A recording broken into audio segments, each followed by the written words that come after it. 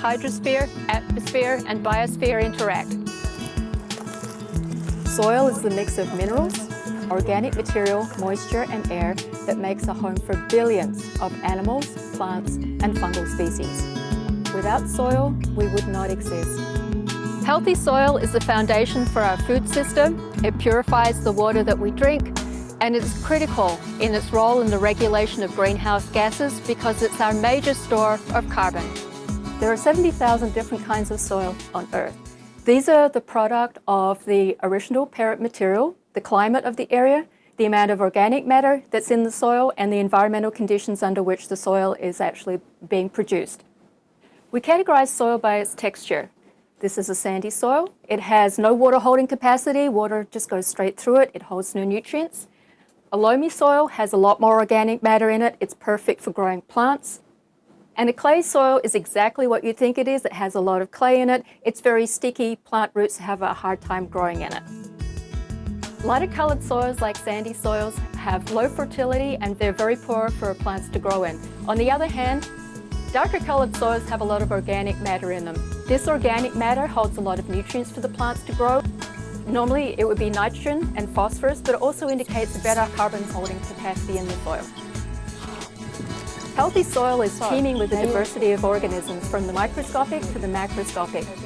These organisms move from the organic layer in the top of the soil down to the soil layers below and back up again. In fact, you'll find more organisms in a tablespoon of soil than there are people on planet Earth.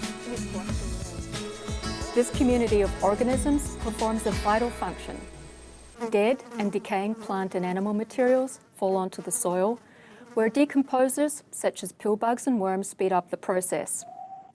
These animals break down complex molecules in their guts and release carbon and nutrients such as nitrogen and minerals.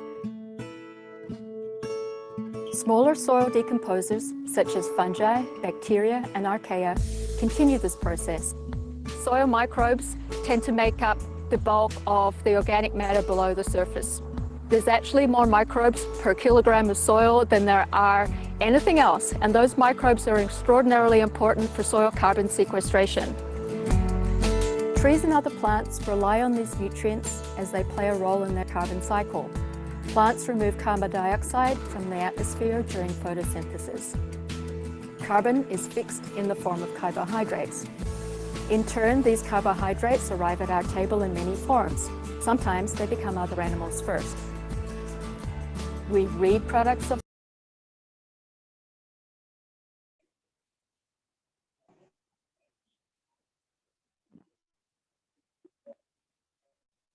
bacteria and other microorganisms in the ground filter water by removing carbon dioxide, insoluble substances, and pathogens.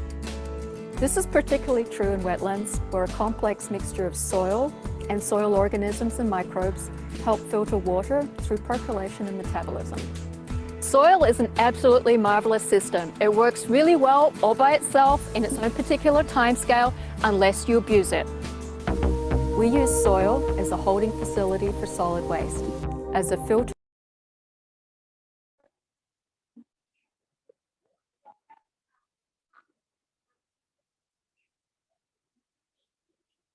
tiny chips. Fungi can grow into the spaces or pores in rocks that are impossible for roots to enter. The fungi release acids and enzymes that are capable of solubilizing the rock. Burrowing animals are a natural disturbance. During their activities, animals will bring soil from the lower layers back up to the surface and take organic material back down to the lower soil layers. On the other hand, agricultural tilling, construction, mining, and quarrying are all unnatural disturbances. They bring rocks up to the surface where they are mixed with topsoil. The resulting material is extraordinarily hard to restore back to any level of normal functioning. Water is also a soil builder. It penetrates into the fissures of the rock. When the water freezes, it expands, wedging the rock apart. When the ice thaws, it leaves behind a slightly larger fissure that allows more water to seep in, freeze, and expand once more. As this freeze and thaw cycle continues, tiny chips of rock continually break off. These tiny chips continue to be weathered into smaller and smaller pieces by erosion, chemical reactions. At some point, they become small enough that organic material can actually cling to these particles. It may take thousands of years to build and rebuild even the thinnest layer of soil. Archaeologists have determined that the collapse of a number of ancient civilizations, including the Mayans in Central America, may have been due to the mismanagement of their soils. And if that is the case, then soil science truly is the key to our future.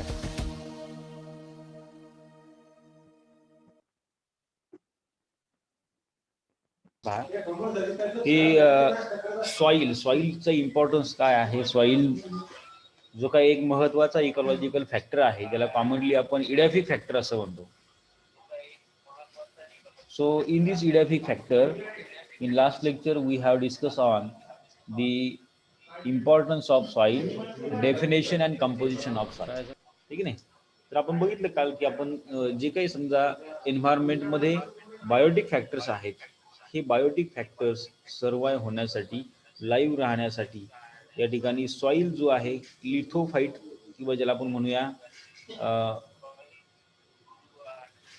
तिसरा महत्त्वाचा जो काही group आहे लिथोफाईट्स आपण ज्याला म्हणतो, हा महत्त्वाचा घटक आपल्याला या ठिकाणी पाहायला मिळेल की ज्या सॉइलमध्येच सर्व प्रकारचे प्लांट जे आहेत किंवा प्लांट सीड जे असेल ते त्या सॉइल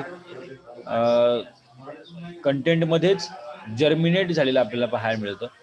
त्या ठिकाणी सीडचं जर्मिनेशन होईल, त्या ठिकाणी प्लांट इस्टॅब्लिश होईल आणि हेच प्लांट या ठिकाणी मोठे होऊन यापासून बायोमास तयार होईल, फोटोसिंथेसिस होईल आणि जनरली न्यूट्रिएंट असेल, गॅसियस असेल किंवा वॉटर सायकल असेल, हे सर्व काही सायकल्स या ठिकाणी रेग्युलेट झालेले आपल्याला पाहायला मिळतात. त्याचबरोबर सॉइलमध्ये आपण जर बघितलं, सॉइलचं इम्पॉर्टन्स जर बघितला, यामध्ये पहा which has a high productive soil with high fertility. ज्या सॉइलची जास्त फर्टिलिटी आहे त्या जास्त फर्टाईल सॉइलमध्ये आपल्याला जास्त प्रोडक्शन किंवा प्रोडक्टिव्हिटी जास्त वाढलेली आपल्याला पाहायला मिळतात. आता प्रोडक्टिव्हिटी म्हणजे काय, समजा आपल्या एखादी जमीन आहे, तर आपल्याकडे पहा जनरली आपल्याला माहिती आहे चांगली की थोडीशी काळी सुपीक आणि मॉइश्चर पकडून ठेवणारी, पाणी धरून ठेवणारी, वॉटर होल्डिंग कॅपॅसिटी असणारी, त्याचबरोबर निचऱ्याची जी काही जमीन असेल, ज्या जमिनीमध्ये एकसारखी माती आहे, अशा प्रकारच्या जमिनीमध्ये साहजिकच आपल्याला जास्त उत्पादन झालेलं आपल्याला पाहायला मिळतं कोणत्याही शेतीमधल्या पिकाचं. याप्रमाणे soil fertility means what. Fertility म्हणजे काय, तर सॉइल फर्टिलिटी म्हणजे काय, तर सॉइलची सुपीकता वाढवण्यासाठी सॉइलमध्ये वेगवेगळ्या प्रकारचे कंटेंट्स आपल्याला पाहायला मिळतात आणि ते आहेत ऑर्गॅनिक कंटेंट्स, काही इनऑर्गॅनिक कंटेंट्स आहेत. जे काही ऑर्गॅनिक कंटेंट आहेत म्हणजे पालापाचोळा असेल, कंपोस्ट असेल, त्याचं डिग्रेडेशन होऊन किंवा त्याला डिग्रेड करण्यासाठी आवश्यक असणारे मायक्रोब्स या ठिकाणी सॉइलमध्ये असतात, त्याचं डिग्रेडेशन होऊन पुन्हा न्यूट्रिएंट जे आहेत हे न्यूट्रिएंट सॉइलमध्ये मिक्स केले जातात आणि तेच न्यूट्रिएंट पुन्हा आयन्स किंवा अनायन्सच्या स्वरूपामध्ये वॉटरसोबत प्लांटमध्ये पुन्हा ॲब्झॉर्ब केले जातात, आपल्या शेतीमधल्या कुठल्याही पिकामध्ये ॲब्झॉर्ब केले जातात आणि ते पर्यायानं त्या पिकाची प्रोडक्टिव्हिटी वाढते.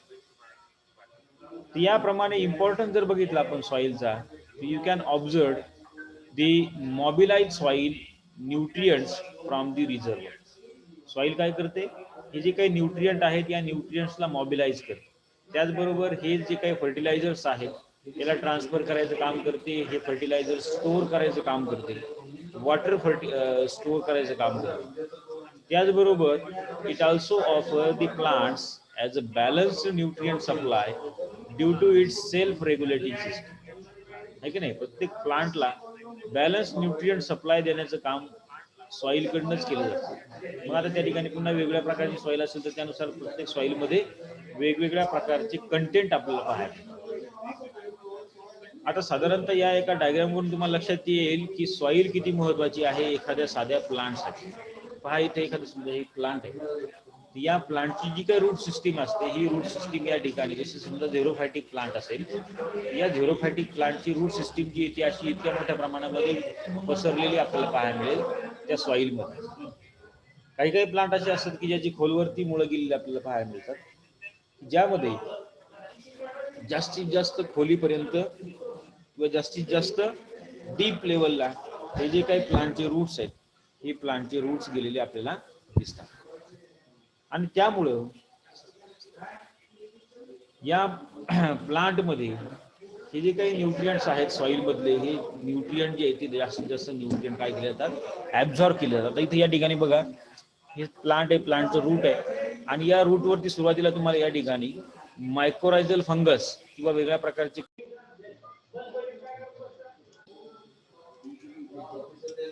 यामध्ये पहा याप्रमाणे वेगवेगळ्या प्रकारचे मायक्रो ऑर्गॅनिझम्स आपल्याला या ठिकाणी सॉइल मध्ये असलेले पाहायला मिळतात आणि हे मायक्रो ऑर्गॅनिझम जे आहेत हे या ठिकाणी प्लांटला ग्रो होण्यासाठी सपोर्ट करतात. या प्रकारची सिस्टीम सॉइल मध्ये वाढलेली आपल्याला पाहायला मिळते. अल्टिमेटली जर आपण सॉइलचे फंक्शन जर बघितले काय काय पहा, जसं की से फॉर एक्झाम्पल कुठून जर सुरुवात केली, समजा क्लायमेट रेग्युलेशन, वातावरणाचं जे काही रेग्युलेशन आहे, रिसायकलिंग आहे, हे या ठिकाणी सॉइलवरती डिपेंडेंट आहे. न्यूट्रिएंटचं रिसायकलिंग सॉइलमधूनच होत आहे. वेगवेगळ्या प्रकारच्या ऑर्गॅनिझमसाठी हॅबिटॅट म्हणून या ठिकाणी सॉइल किंवा जो काही भूपृष्ठ भाग आहे तो या ठिकाणी काम करतो. त्याचबरोबर पुढे जर तुम्ही पाहिलं तर फ्लड रेग्युलेशन आहे. म्हणजे काय, जे काही पाऊस पडणार आहे किंवा जे काही पाणी असेल हे पाणी या ठिकाणी होल्ड करून ठेवण्याचं काम सॉइल करत असते. ठीक आहे. त्याचबरोबर पुढे जर बघितलं तुम्ही तर source, soil is the source of pharmaceutical and genetical resource.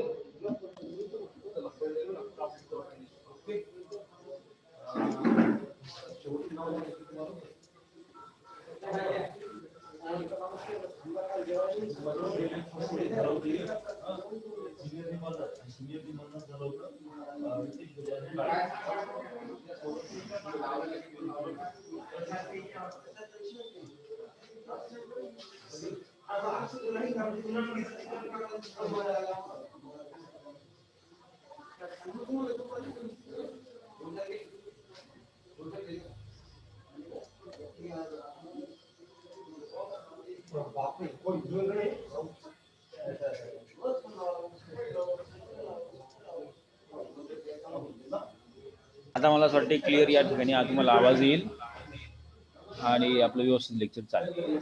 यामध्ये पहा आपण बघितलं की सॉइल जे आहे, सॉइलचं फंक्शन आपल्याला वेगवेगळ्या ठिकाणी आपल्याला पाहायला मिळतं. जसं की मग वेगवेगळ्या प्रकारच्या it is play a source of pharmaceutical and genetical resources. त्याचबरोबर soil plays a foundation for the human infrastructure also. म्हणजे पहा, सॉइल वरतीच आपली घरं असतील, ब्रिजेस असतील किंवा ज्या काही बिल्डिंग असतील, वेगवेगळ्या प्रकारचे टॉवर्स असतील, हे सर्व काही या ठिकाणी काय आहेत, या ठिकाणी या सॉइल वरती किंवा लँड सरफेस वरती उभे असलेले आपल्याला पाहायला मिळतात. त्यानंतर you can observe the soil provision और it provides the constructional material. Construction साठी आवश्यक असणारं जे काही मटेरियल आहे, जसं की पहा विटा असतील, तुमच्या रेती असेल, आहे की नाही, वाळू असेल म्हणा, किंवा इवन सिमेंट, राईट, सर्व काही दगड माती सर्व काही या ठिकाणी या सॉइल किंवा या लँड सरफेस पासूनच तुम्हाला उपलब्ध होत आहे. त्यानंतर कल्चरल हेरिटेज जर म्हणलं, जसं की से फॉर एक्झाम्पल आपल्याकडे काही बघा, जसं की वेरूळ अजिंठा वगैरे अशा काही लेण्या आहेत किंवा इतर ठिकाणी काही आपल्याला पिरॅमिड्स पाहायला मिळतात किंवा मग काही शिल्प असतील किंवा ज्याला आपण म्हणूया मूर्त्या असतात, आहे की नाही. हे सर्व काय असेल, दगड मातीच्या मूर्त्या असतील, तर ह्या सगळ्या काही ज्या आहेत ते कशापासून तयार झाल्यात, सॉइल मटेरियल पासूनच म्हणा किंवा मग या मातीमध्ये असणाऱ्या घटकांपासूनच तयार झालेल्या आपल्याला पाहायला मिळते. So which has also a important role. Soil also provide the food, fibre and fuel. बघा, जे काही महत्वाचे जे काही घटक आहेत, समजा जसं की अन्न असेल, तर अन्न तयार करण्यासाठी म्हणजे प्लांट या ठिकाणी सॉइलमध्ये ग्रो होत असतात. त्याचबरोबर फायबर्स आहेत, म्हणजे कपडे तयार करण्यासाठी आवश्यक असणारे फायबर्स, म्हणजे त्याच प्रकारचे कॉटन प्लांट या ठिकाणी सॉइलमध्ये वाढतात. फ्युएल जे आहे, फॉसिल फ्युएल असेल किंवा सगळ्या प्रकारचं फ्युएल, नैसर्गिक ज्याला आपण नॅचरल गॅसेस असेल, सर्व काही या ठिकाणी लँड सरफेसमधून किंवा याप्रमाणे सॉइलमधून उपलब्ध होते. मोठ्या प्रमाणामध्ये न्यूट्रिएंट असतील, मेटल्स असतील, आहे की नाही, लोखंड असेल, लोखंड कुठून तयार होते तुम्हाला माहिती आहे का? जरा बारकाईने विचार करा बरं आता प्रत्येकानं. तुम्ही आता बीएससीच्या लास्ट स्टेपला आहात, आपण जरी समजा बॉटनी, केमिस्ट्री, झुलॉजी विषय जरी शिकत असलो तरी सुद्धा फिजिक्स किंवा फिजिकल ज्या काही प्रॉपर्टीज आहेत बऱ्याचशा आपल्या पृथ्वीवरती किंवा ह्या जे काही नैसर्गिक साधन संपत्ती आहे याच्याबद्दल आपल्याला बरीचशी माहिती असायला. तुम्हाला जेव्हा जेव्हा वेळ मिळेल तेव्हा तेव्हा या बाकीच्या घटकांचा देखील अभ्यास करत जा. म्हणजे सिम्पली एक एक क्युरियासिटी म्हणून बऱ्याच वेळेला युट्यूबवरती व्हिडिओ पाहत जायची वाटलं असतं, किंवा कुठेतरी गुगलवरनं माहिती घेत जायची की बाबा लोखंड कसं तयार होतं, सिल्वर कसं तयार होतं, गोल्ड कुठं आहे, किंवा गोल्ड माइन्स कशा असतात, हे की नाही, सोन्याच्या खाणी कशा असतात, डायमंड्स काय आहे, प्लॅटिनम काय आहे, हे एवढे सगळे काही अमूल्य जे काही धातू आहेत, किंवा ज्याला आपण म्हणूया महागातले जे काही धातू आहेत, ते कुठून येतात, तर हे अल्टिमेटली सॉईल सरफेसमध्येच या ठिकाणी काय असतात, मिक्स झालेले आहेत, आणि ते त्या ठिकाणी प्युरिफाय केले जातात, एक्स्ट्रॅक्ट केले जातात, आणि त्यापासून मग ह्या वेगळ्या प्रकारच्या वस्तू आपण या ठिकाणी तयार करतो, वापरतो. So soil is an important source of carbon sequestration. म्हणजे पहा, या कार्बन सिक्वेस्ट्रेशन वरून एखाद्या दगडाचं म्हणा, किंवा त्या ठिकाणच्या एखाद्या वास्तूचं आयुष्य जे आहे ते या ठिकाणी डिटरमाइन करता येतं. त्यामध्ये किती प्रमाणामध्ये कार्बन आहे किंवा काय आहे ते सगळं कार्बन सिक्वेस्ट्रेशन या ठिकाणी केलं जातं. कार्बन डायऑक्साईडचं रिसायकलिंग या ठिकाणी या माध्यमातूनच झालेलं आपल्याला पाहायला मिळतं. कारण ॲटमॉस्फेरिक नायट्रोजन जो आहे, ॲटमॉस्फेरिक नायट्रोजनला फिक्स करण्यासाठी आवश्यक असणारे जे काही मायक्रोब्स आहेत हे आपल्या या ठिकाणी सॉईलमध्ये असलेले पाहायला मिळते. Water purification and soil contaminants, right, they are also dependent on the soil. Climate regulation असेल, न्यूट्रिएंट रिसायकलिंग असेल, तर अशा वेगवेगळ्या प्रकारे आपल्याला या ठिकाणी सॉईलचं फंक्शन किंवा सॉईलचं इम्पॉर्टन्स असलेलं आपल्याला पाहायला मिळतं. त्यानंतर आपण काल डेफिनेशन पाहिली बघा सॉईलची, की काय डेफिनेशन केली आहे सॉईलची. Simply it is defined as any part of earth crust in which plants roots are present. ठीक आहे नाही, किंवा मग त्याला असे म्हणता येईल आपल्याला की it is the muddy bottom of ponds or rock surface, riverine glacial deposit, bottom of lakes, right. So it is ultimately a complex of particles which has metals, anions, ions, salt, everything. है की नाही. याप्रमाणे soil is not merely a group of mineral particles only, but it also has biological system. म्हणजे फक्त बघा soil म्हणलं की या ठिकाणी सगळे काही अबायोटिक फॅक्टर्सच आहेत असं नाही. या सॉइल मध्ये बायोटिक फॅक्टर्स देखील आपल्याला प्रेझेंट असलेले पाहायला मिळतात. त्यामध्ये जसं की मायक्रो ऑर्गॅनिझम्स आहेत, त्यामध्ये मोठ्या प्रमाणामध्ये बॅक्टेरिया आहेत, फंजाय आहेत, फंगल स्पोर आहेत, किंवा फंगस वाढलेले आपल्याला पाहायला मिळतील, व्हायरसेस असतील काही, किंवा अल्गी आहे, किंवा इतर बाकीचे काही प्लांट्स आपल्याला या सॉईलमध्ये वाढलेले आपल्याला पाहायला मिळतात. तो सॉईलचा एक महत्त्वाचा भाग आहे. याप्रमाणे साधारणतः सॉईल जी आहे, सॉईल जी आहे ही एक प्रकारचं कॉम्प्लेक्स सिस्टीम आहे. And in this complex system the 5 categories or 5 components, they makes the soil as a complex system. 5 महत्वाचे कंपोनेंट्स आहेत की ज्या 5 महत्वाच्या कंपोनेंट्समुळे आपल्याला या ठिकाणी सॉईल जी आहे ही अशा प्रकारची कॉम्प्लेक्स सिस्टीम आपल्याला पाहायला मिळते. पहिला कंपोनेंट कोणता आहे सॉईल मध्ये, तो आहे बघा mineral matter. Mineral means what, वेगळ्या प्रकारचे जे काही मिनरल्स आहेत, म्हणजे जसं की नायट्रोजन असेल, सल्फर असेल, बोरॉन असेल, हे जे काही इलेमेंट्स आहेत they are act as a nutrient, ज्याला मिनरल्स असं म्हटलं जातं. ऍक्च्युअली कॅल्शियम आहे, जे आवश्यक असतात प्लांट ग्रोथ होण्यासाठी म्हणा, किंवा इतर कुठल्याही प्रकारच्या ॲनिमलची किंवा लिव्हिंग ऑर्गॅनिझमची ग्रोथ होण्यासाठी आवश्यक असणारे हे घटक आहेत.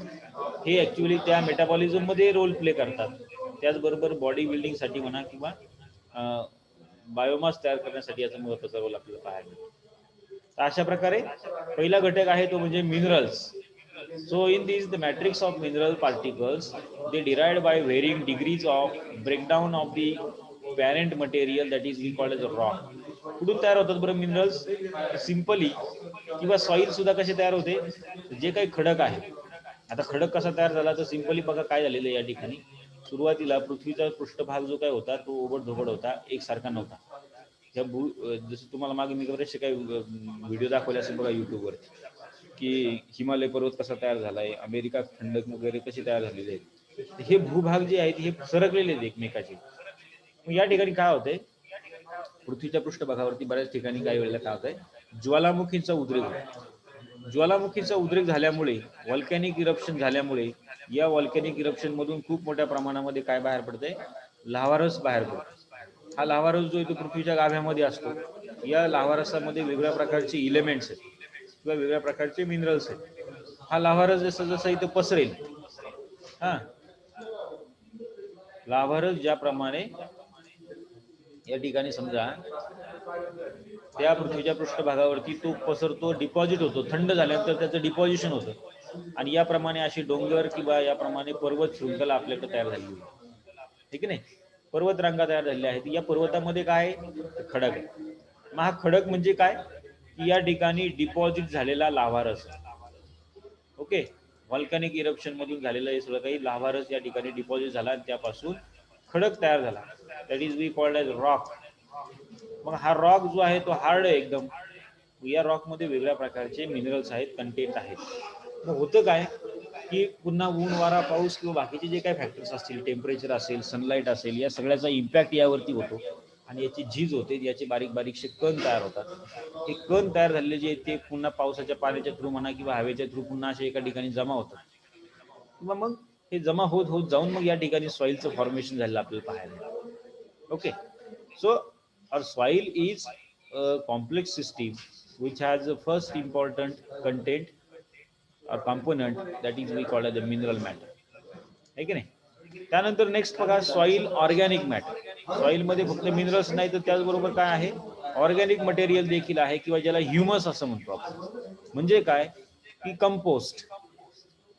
कंपोस्ट मीन्स वॉट की जे काही पालापाचोळा आहे, जे काही प्लांट मटेरियल आहे किंवा कुठलाही ऑर्गॅनिक हे असू द्या, लिव्हिंग ऑर्गॅनिझम असू द्या, हा लिव्हिंग ऑर्गॅनिझम डेड झाल्यानंतर याला या ठिकाणी वेगळ्या प्रकारच्या बॅक्टेरियाकडनं काय केलं जातं, त्याचं डिकम्पोजिशन केलं जातं. फंगसकडनं डिकम्पोजिशन केलं जातं आणि हे डिकम्पोजिशन केल्यानंतर त्याचं कन्व्हर्जन जे ते या प्रकारच्या ऑर्गॅनिक मटेरियलमध्ये किंवा ह्युमसमध्ये होतं.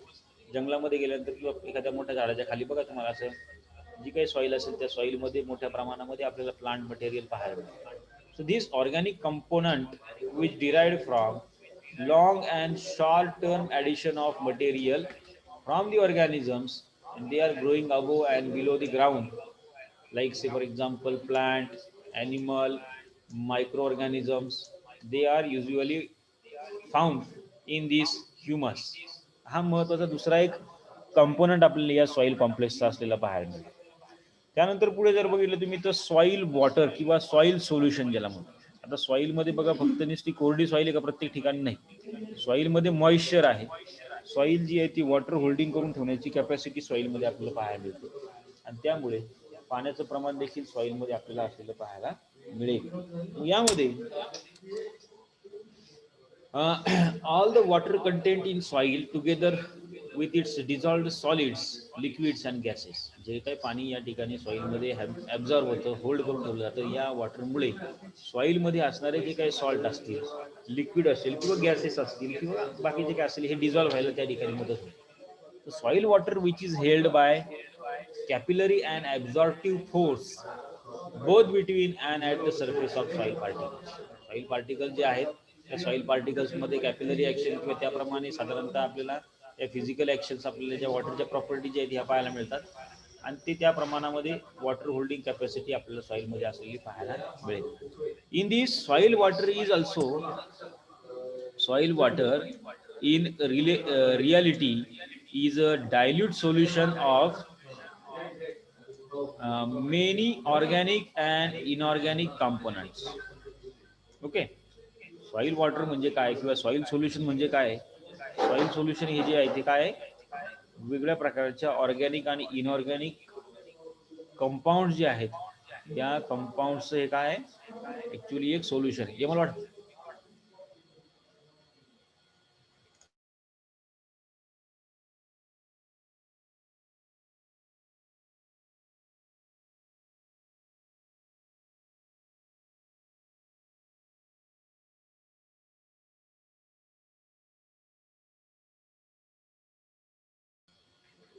यामध्ये पहा की सॉइल वॉटर जे आहे किंवा सॉइल सोल्युशन जे आहे हे वेगवेगळ्या प्रकारच्या या सॉइल सोल्युशन मध्ये वेगवेगळ्या प्रकारचे ऑर्गॅनिक इनऑर्गॅनिक कंपाऊंड की नाही मटेरियल जे आहे ते काय असतं, डिझॉल्व्ह झालेलं असतं, which is the source of plant mineral nutrient. पुन्हा हा महत्वाचा सोर्स आहे जो पुढे जाऊन प्लांटसाठी आवश्यक आहे. प्लांटला आवश्यक असणारे मिनरल्स या सॉइल सोल्युशन मधून मिळतात, है की नाही. मग सॉईल जर बघितली तर पुन्हा वेगळ्या प्रकारची सॉईल आहे आपल्याला. जसं की भारतामध्येच बघा इतक्या प्रमाणामध्ये सॉईल, इतक्या टाईपची सॉईल आपल्याला पाहायला मिळेल. जसं इथं काही वेगळ्या कलर्सची सॉईल आपल्याला पाहायला मिळेल, वेगळे जसे की कलर आहेत पहा. यामध्ये कॉमन कुठली आहे बघा, जसं की ॲल्युव्हियल सॉईल. ॲल्युव्हियल म्हणजे काय, की जशी ॲल्युमिनियम सारखी थोडीशी दिसणारी ॲल्युव्हियल सॉईल. त्यानंतर रेड सॉईल आहे, तांबडी माती आपण ज्याला म्हणतो. ब्लॅक सॉईल आहे की नाही, काळी माती. लॅटराईट सॉईल, लॅटराईट सॉईल म्हणजे याप्रमाणे मुरमाची माती. त्यानंतर डेझर्ट, डेझर्ट कंडिशन म्हणजे जसं की ज्याला आपण म्हणतो काय ते वाळवंट. वाळवंटामध्ये असणारी जी काही रेती असते बघा, ती रेती ज्या प्रकारची आहे त्या प्रकारची एक सॉईल. त्याचबरोबर मार्शी सॉईल, मार्शी म्हणजे याप्रमाणे चिखल, चिखलाची एक सॉईल आहे बघा. चिखल काय, चिखल असतो त्या ठिकाणी. नंतर फॉरेस्ट सॉईल. फॉरेस्ट सॉईल म्हणजे काय, की ऍक्च्युली जंगलामध्ये असणारी सॉईल. जंगलामध्ये या ठिकाणी या फॉरेस्ट सॉईलमध्ये मोठ्या प्रमाणामध्ये पालापाचोळा किंवा ह्युमस असलेलं आपल्याला पाहायला मिळतंय. त्यानंतर माउंटेन सॉईल असेल. माउंटेन म्हणजे काय, मोठमोठे जे काही पर्वत असतात त्या पर्वतावरती आपल्याला काही ठराविक वेगळ्या प्रकारची सॉईल आपल्याला या ठिकाणी दिसते.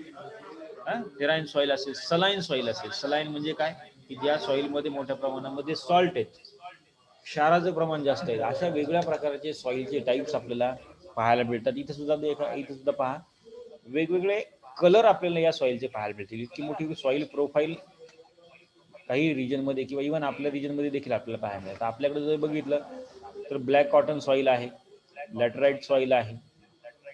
त्याचबरोबर नंतर तुम्ही जर बघितलं तर मुरमाची सॉईल असेल किंवा लॅटराईट सॉईल असेल, सँडी सॉईल आहे, लाल माती देखील आपल्याकडे पाहायला मिळते. तर अशा वेगवेगळ्या प्रकारचे हे सॉईलचे टाईप्स या ठिकाणी आपल्याला पाहायला मिळतात. तर मग असे आपण जे काय पाहत होतो पहा, की सॉईल जे काही कॉम्प्लेक्स स्ट्रक्चर आहे आणि या सॉईलमध्ये 5 महत्त्वाचे कंपोनंट आहे. पहिला आहे मिनरल, दुसरं आहे ऑर्गॅनिक मटेरियल, तिसरं आहे वॉटर सोल्युशन, चौथं आहे सॉईल ॲटमॉस्फिअर. चौथं काय, सॉईल ॲटमॉस्फिअर म्हणजे काय, की सॉईलमध्ये आपल्याला पोरस कंडिशन आपल्याला पाहायला मिळते. म्हणजे हवा खेळती असते बघा सॉईलमध्ये, किंवा जी काही सुपीक जमीन असेल त्यामध्ये हवा खेळती असायला हवी. पोरस सिस्टीम आपल्याला या ठिकाणी सॉइल मध्ये पाहायला मिळते.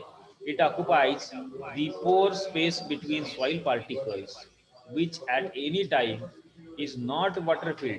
प्रत्येक वेळेला काय त्या ठिकाणी पाणी भरलेलंच असेल असं काही नाही. पाणी थोडंसं वापरल्यानंतर किंवा त्याचं इव्हॅपोरेशन झाल्यानंतर किंवा ती खाली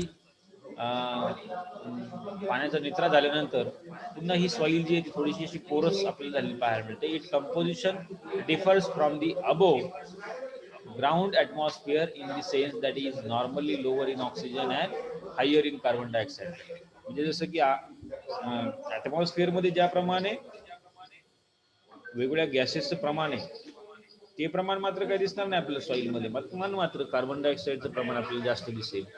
त्याचबरोबर ऑक्सिजनचं प्रमाण कमी दिसेल. का बरं, तर हे जे काही प्लांटचे रूट असतात तर हे प्लांटचे रूट काय करतात, रेस्पिरेशन करतात आणि रेस्पिरेशन मध्ये मोठ्या प्रमाणामध्ये ऑक्सिजन जो येतो त्या ठिकाणी वापरला जातो.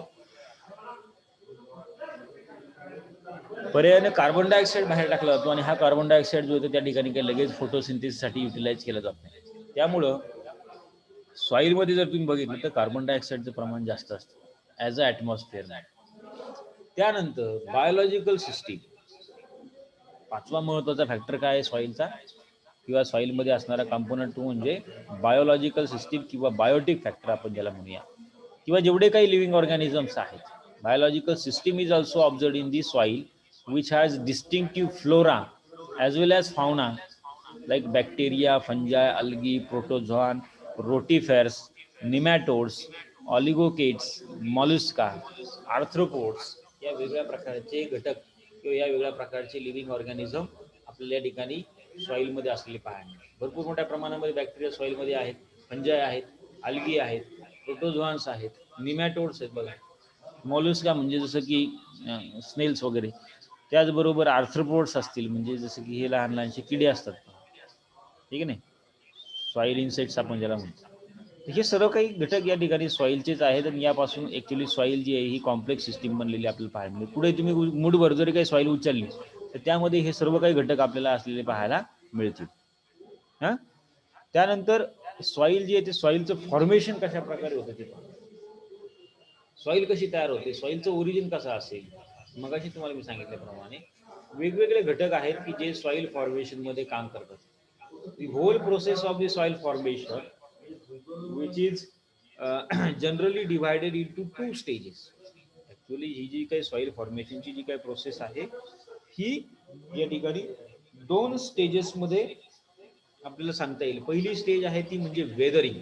वेदरिंग म्हणजे काय की ज्याला म्हणूया आपण की खडकाची झीज होणे, ठीक आहे नाही. That is breakdown of bigger Roxx into fine small mineral particles.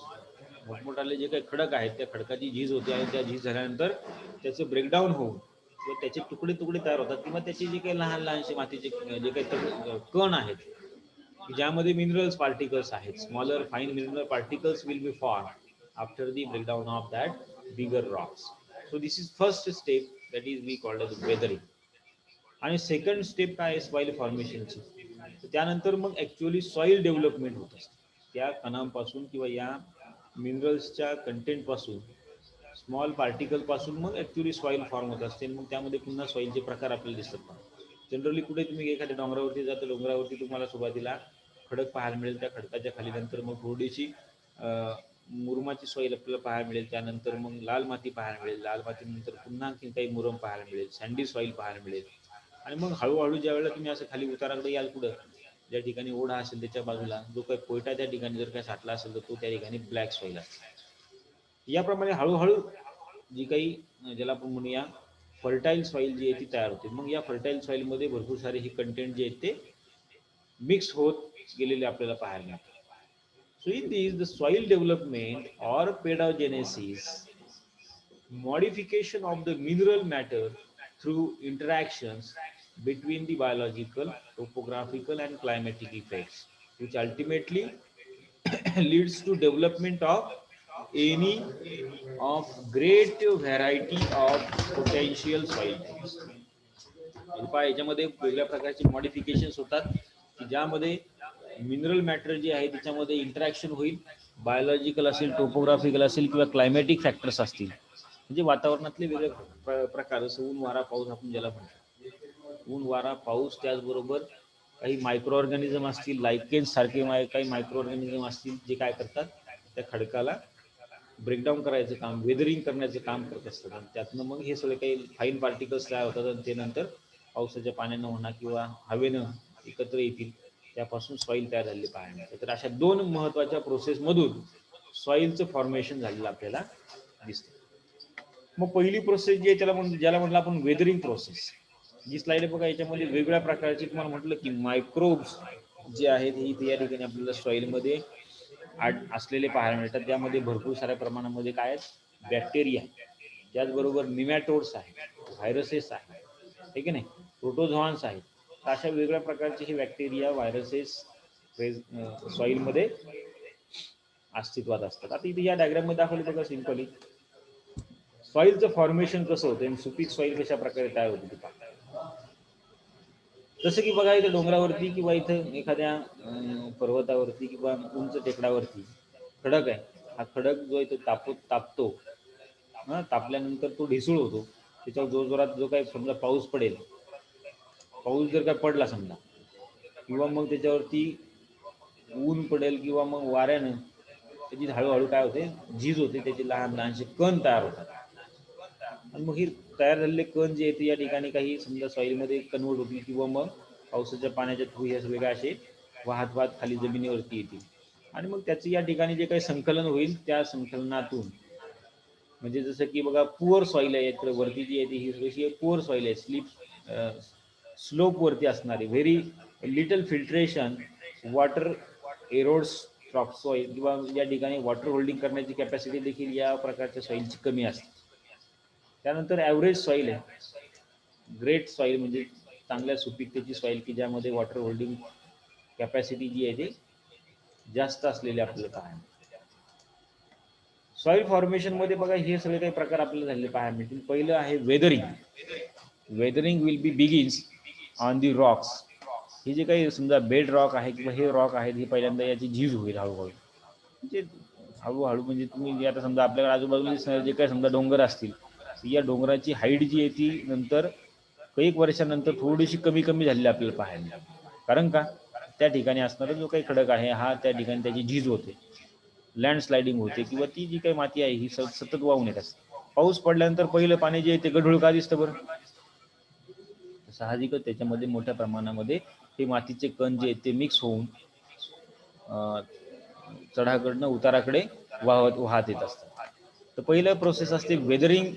Weathering झाल्यानंतर त्या ठिकाणी जे काही लहान लहानशी सॉईल पार्टिकल्स तयार होतील, त्या सॉईलमध्ये लगेच त्या ठिकाणी काही प्लांट मटेरियल किंवा काही लहानसे प्लांट त्या ठिकाणी ग्रो व्हायला सुरुवात होते, अल्गी ग्रो व्हायला सुरुवात होते, आहे की नाही? So in this the organic matter will be grow. आणि या ऑर्गॅनिक मॅटरमुळे किंवा लायकेन्स त्या